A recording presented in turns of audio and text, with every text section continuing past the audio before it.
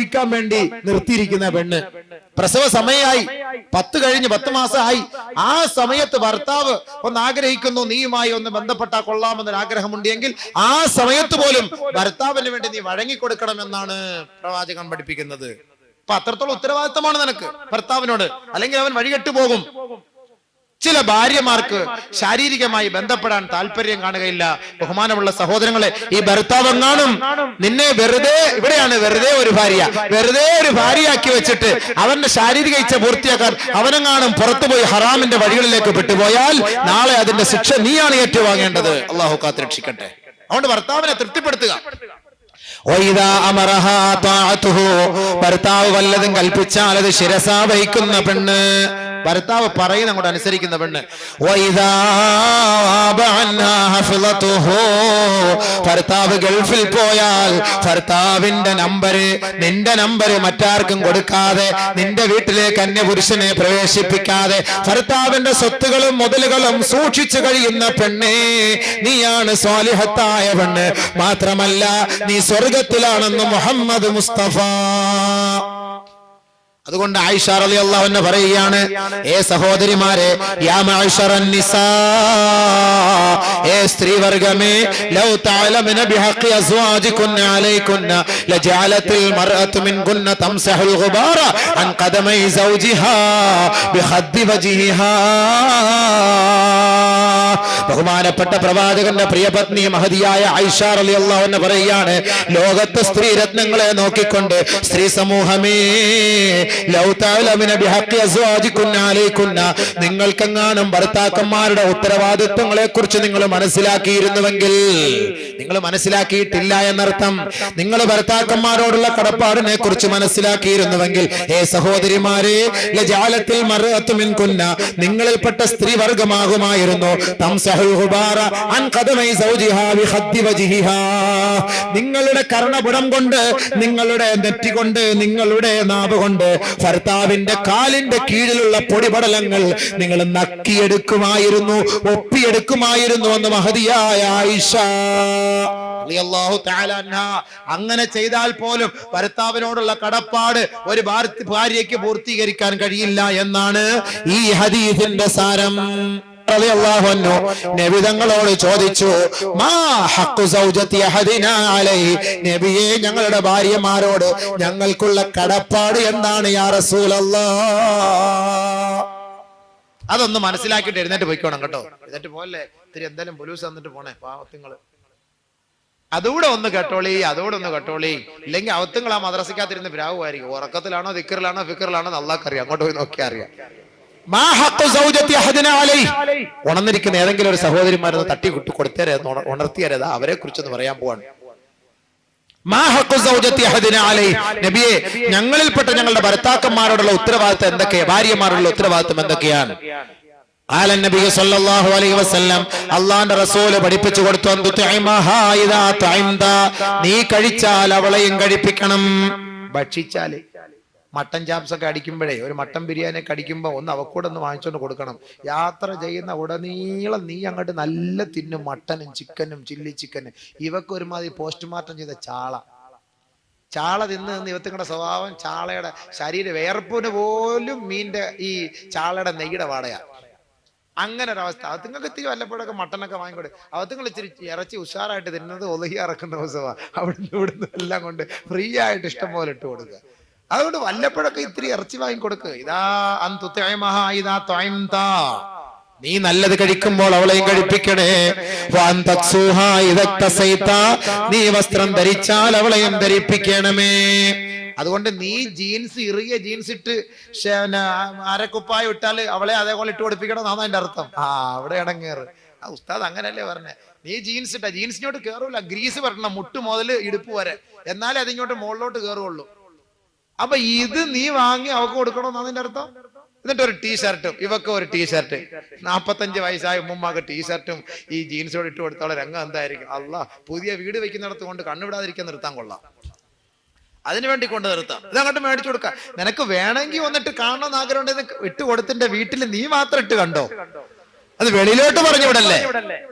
പെണ്ണുങ്ങളുടെ കുറെ വസ്ത്രങ്ങള് താഴേന്ന് കീർക്കം തുടങ്ങി ഇടുപ്പ് വരെ കീറിയ സ്ലിറ്റ് എന്ന് പറയുന്ന ഒരുമാതിരി ചുരിദാറ്. അല്ലാഹു അക്ബർ. അടിവസ്ത്രം വരെ കാണാം. ബസ്സിൽ കയറിയാൽ പിന്നെ അങ്ങനെ പൂവാലന്മാര് പറയുന്നത് മാറുന്നത്. ബഹുമാനമുള്ള സഹോദരിമാരെ, നെറികെട്ട വൃത്തികെട്ട വസ്ത്രം. നാളെ അള്ളാന്റെ ശാപം നീ ഏറ്റുവാങ്ങണ്ട. ഇതൊക്കെ വെട്ടി വെട്ടി വെട്ടി വെട്ടി താഴെ 2000 ആണ്ട് മുതൽ വെട്ടാൻ തുടങ്ങിയത് ചുരിദാറിന്റെ സൈഡിൽ. ഇപ്പൊ 2009 ആയപ്പോ ഇവിടം വരെയായി. 2013 വഴി കശം വരെയാവും. കടമറ്റത്ത് കത്തനാരിടുന്ന കുപ്പായം പോലെ അവസാനം പെണ്ണുങ്ങള് ഒരു നല്ല കാറ്റെങ്ങാനും അടിച്ചു കഴിഞ്ഞാല് കാറിന്റെ ബോണറ്റ് പൊങ്ങുന്ന പോലെ ഫ്രണ്ട് ഭാഗം, ഡിക്കി പൊങ്ങുന്ന പോലെ ബാക്ക് ഭാഗം. പിന്നെ എന്തായിരിക്കും അവസ്ഥ? കണ്ണുവിടാതെ ഒരു ഭൂതത്തെ നിർത്തിയിരിക്കുന്നതാ. PT ഉഷയുടെ അതേ കോലമാവും. പിന്നെ നമ്മുടെ പൊണ്ടാട്ടിമാരുടെ അവസ്ഥ അല്ലേ? ഉസ്താദിന്റെ പൊണ്ടാട്ടിയുടെ അവസ്ഥ ഇതായിരിക്കും. അള്ളാഹ് കാത്തു രക്ഷിക്കട്ടെ. ആ ഒരു അവസ്ഥയൊക്കെ വരാതെ പടച്ചവനെ നീ ഞങ്ങളെ കാത്തു രക്ഷിക്കണേ അല്ലാ. നാണമില്ലേ പെണ്ണെ ഇങ്ങനെ നീ ഇത്രയും വെട്ടി മുറുക്കിക്കൊണ്ട് നടക്കാന്? ഇച്ചിരി തയ്ച്ച് താഴോട്ട് മുട്ടുവരെങ്കിലും തയ്ച്ചുകൊണ്ടിട്ട് നടാൻ നാണമില്ലേ? വൃത്തികേട്. അതുകൊണ്ട് നല്ല വസ്ത്രമായി കൂടെ. നീ ധരിച്ചാൽ നല്ലത് ധരിപ്പിക്ക്. നീ മുഖത്തടിക്കല്ലേ.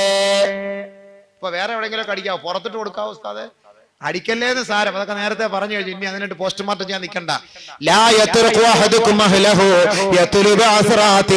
നബി സല്ലല്ലാഹു അലൈഹി വസല്ലം തങ്ങൾ പറഞ്ഞു, നിങ്ങൾ ആര് നിങ്ങളുടെ ഭാര്യമാരെ സംശയിക്കരുത്. സംശയിച്ചുകൊണ്ട് ഭാര്യ മാത്രം താമസിക്കുന്ന വീട്ടിൽ നിങ്ങൾ ഒറ്റയ്ക്ക് വന്ന് കതവിൽ മുട്ടല്ലേ എന്ന് സയ്യിദുനാ റസൂലുള്ളാഹി. ഒറ്റയ്ക്ക് വന്ന് കതവിൽ മുട്ടല്ലേ എന്ന്. ഭാര്യ മാത്രം താമസിക്കുമ്പോൾ സംശയമായി പോകുന്നത്. സംശയിക്കരുത്. ഭാര്യമാരെ കുറിച്ച് നിനക്കൊരു വിശ്വാസം വേണം. അത് തെറ്റാണ്. സംശയിക്കുന്നവൻ മൂഢനാണ്, വിഡ്ഢിയാണ്. മുഖത്തടിക്കരുത്. വൈരൂപ്യം വരുത്തരുത്. മോശമായ വാക്കുകൾ പറഞ്ഞ് അവളെ നീ നിന്ദിച്ചു കളയരുത്. വീട്ടിൽ വെച്ചല്ലാതെ അവളോട് മിണ്ടാതെയും ഇരിക്കരുത്. ഭർത്താക്കന്മാരോടുള്ള ഉത്തരവാദിത്തമാണ്. ഉത്തരവാദിത്തം നിറവേറ്റാൻ അള്ളാഹു തൗഫീഖ് നൽകുമാറാകട്ടെ. ഇങ്ങനെ ഈ ഉത്തരവാദിത്തമൊക്കെ നിറവേറ്റി രണ്ടുപേരും സന്തോഷത്തോടു കൂടി മരിച്ചുപോയാൽ ഈ കല്യാണം എവിടെ ചെന്നെത്തും? സ്വർഗം വരെ ചെന്നെത്തും.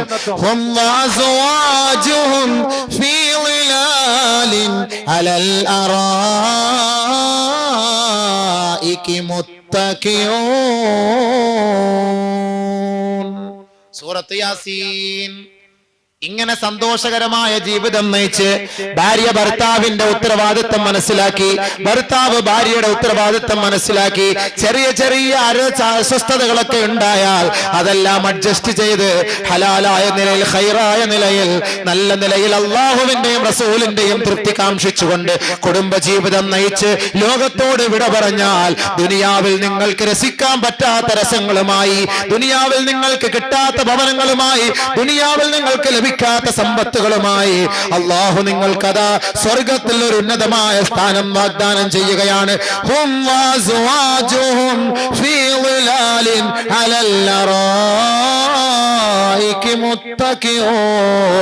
അവർ അവരുടെ ഭാര്യമാരോടൊപ്പം സ്വർഗത്തിന്റെ ആട്ടുകട്ടിലിൽ ഊഞ്ഞാലിരുന്ന് ഊഞ്ഞാലാടിക്കൊണ്ട് സന്തോഷിച്ചു കൊണ്ടിരിക്കും അത്രേ.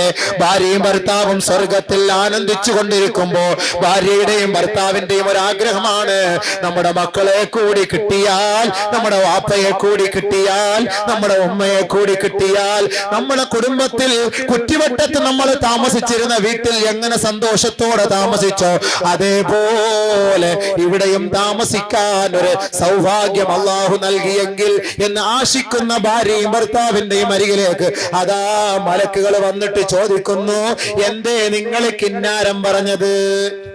അല്ല, ഞങ്ങള് നാട്ടില് നല്ല ഞങ്ങളുടെ വാപ്പ ഉമ്മ ഞങ്ങളുടെ മക്കള് കുഞ്ഞുമക്കള് കൊച്ചുമക്കളൊക്കെ ആയിട്ട് കളിച്ചിരുന്നു.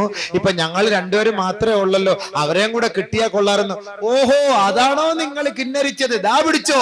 റബ്ബനാ വഅദ്ഖിൽഹും ജന്നാതി അദ്നില്ലതി വഅദ്തഹും വമാ സ്വലഹ മിൻ ആബാഇഹിം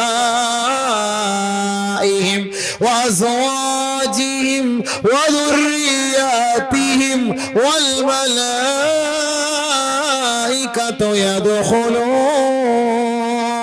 يدخلون عليهم من كل باب سلام عليكم بما صبرتم فنعم عقبى الدار.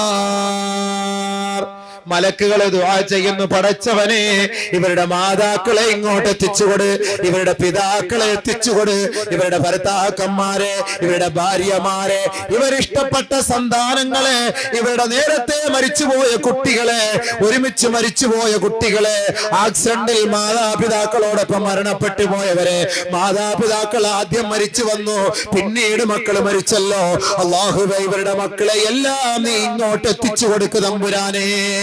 ഈ മലക്കുകൾ ദുആ ചെയ്യേണ്ട താമസം അതാ ഊഞ്ഞാലിന്റെ സമീപത്തേക്ക്, സ്വർഗത്തിന്റെ ആരാമത്തിലേക്ക്, സന്തോഷകരമായ കുടുംബജീവിതം നയിച്ച, അള്ളാഹുവിന്റെയും റസൂലിന്റെയും ഇമാമീങ്ങൾ പറഞ്ഞ പ്രകാരം ജീവിച്ച, മുത്തഖീങ്ങളായി ജീവിച്ച, മുഅ്മിനീങ്ങളായി ജീവിച്ച, സാലിഹീങ്ങളുടെ വഴികളെ പിൻപറ്റി ജീവിച്ച ഈ കുടുംബക്കാരും മക്കളും എല്ലാം ഓടിയെടുക്കുമ്പോ മലക്കുകൾ പറയും സലാമുൻ അലൈക്കും. എല്ലാരും നിങ്ങൾക്ക് ഇപ്പൊ കിട്ടിയില്ലേ, വന്നില്ലേ, അള്ളാന്റെ വാഗ്ദാനം പൂർത്തിയായില്ലേ, നിങ്ങൾ ക്ഷമിച്ചിരുന്നതിന്റെ ഫലം ഇപ്പോൾ ആസ്വദിച്ചില്ലേ, ഇനി ഞങ്ങൾ പോകട്ടെ. സലാമുൻ അലൈക്കും, നിങ്ങൾക്ക് ശാന്തി സമാധാനം, നിങ്ങൾ ക്ഷമിച്ച് ദുനിയാവിൽ ജീവിച്ചതിന്റെ പേരിൽ ഫനിഅമ ഉഖബദ്ദാർ, ഈ വീട് എത്രയോ നല്ല ഭവനമായി നിങ്ങൾക്ക് മാറിയില്ലേ, അല്ലാഹു നിങ്ങളോട് ചെയ്ത വാഗ്ദാനം പൂർത്തിയാക്കി തന്നില്ലേ, നിങ്ങളുടെ ഉത്തരവാദിത്വം നിറവേറ്റാൻ മലക്കുകൾ എന്ന പേരിൽ ഞങ്ങളെ ഏൽപ്പിച്ച ജോലി ഞങ്ങളിപ്പോൾ ഇതാ നിങ്ങളുടെ മുന്നിലേക്ക് കൊണ്ടുവന്ന് പൂർത്തീകരിച്ചു തന്നില്ലേ, ഞങ്ങൾ ഇനി പോകട്ടെ, ഇനി നിങ്ങൾക്ക് മരണമില്ല, മരണമില്ല, സന്തോഷകരമായ ജീവിതം നയിച്ചോ. സലാമുൻ അലൈക് വആഖിറു ദുആഇ അൽഹംദുലില്ലാഹി റബ്ബിൽ ആലമീൻ. മലക്കുകൾ സ്വർഗത്തിൽ അവർക്ക് സലാം പറഞ്ഞ്, അബൂബക്കർ നിങ്ങൾക്കും സലാം പറഞ്ഞു.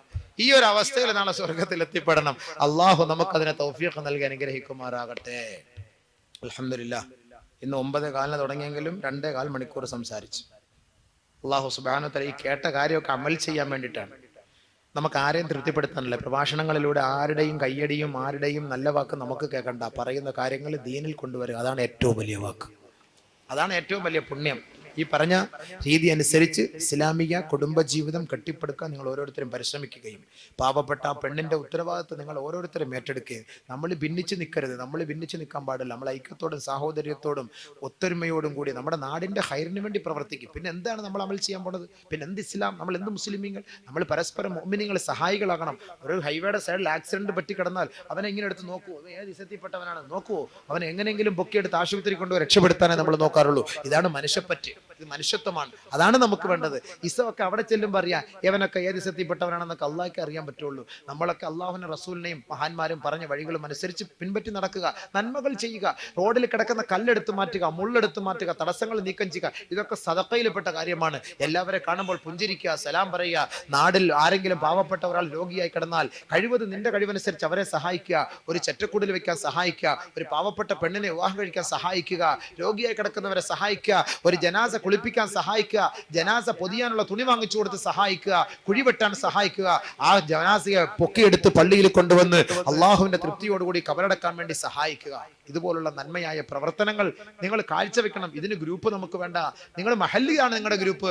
മഹലിൽപ്പെട്ട ഓരോരുത്തരും നിങ്ങളുടെ സഹോദരങ്ങളാണ്. ആ സഹോദരങ്ങളെല്ലാം ഒത്തൊരുമയോടുകൂടി ഇഴുകി ചേർന്ന് നിന്നുകൊണ്ട് ഐക്യത്തോടു കൂടി നിങ്ങൾ പ്രവർത്തിക്കും. അങ്ങനെ നന്മകൾ വാരിക്കോരിക്കൂട്ടിൻ. അതിലൂടെ അള്ളാഹു നമ്മുടെ നാട്ടിൽ ഇറക്കാൻ നിശ്ചയിച്ച ക്യാൻസർ, അദാബുകൾ, അപകടങ്ങൾ ഒക്കെ അള്ളാഹു മാറ്റിത്തരും. അതാണ് നമുക്ക് വേണ്ടത്. നമുക്ക് എല്ലാ ഉസ്താദന്മാരുടെയും പ്രഭാഷണം നമുക്ക് വെക്കാം. എല്ലാവരും വരട്ടെ. എല്ലാവരും അള്ളാഹുവിന്റെ ഇൽമ പഠിച്ചവരാണ്. നമുക്ക് ഇന്നാള് അങ്ങനെ ഒരു വേർതിരിവ് നമുക്ക് വേണ്ട. അത് അള്ളാഹുവാണ് തീരുമാനിക്കുന്നത്. ആരുടെ ആഖിബത്താണ് നല്ലത്, ആരുടെ ഈമാനാണ് ശരി, ആരുടെ നസീഹത്താണ് അള്ളാഹിന്റെ തൃപ്തിക്ക്, അതൊക്കെ അള്ളാഹ് അറിയുന്നവനാണ്. നമ്മളൊരു ഉസ്താദ് എന്ന നിലയിൽ, ഒരു ആലിം എന്ന നിലയിൽ, പണ്ഡിതൻ എന്ന നിലയിൽ നമ്മളെല്ലാവരെയും മാനിച്ചുകൊണ്ട് ബഹുമാനിച്ചുകൊണ്ട് ആരെയും നിന്ദിക്കാതെ ആരെയും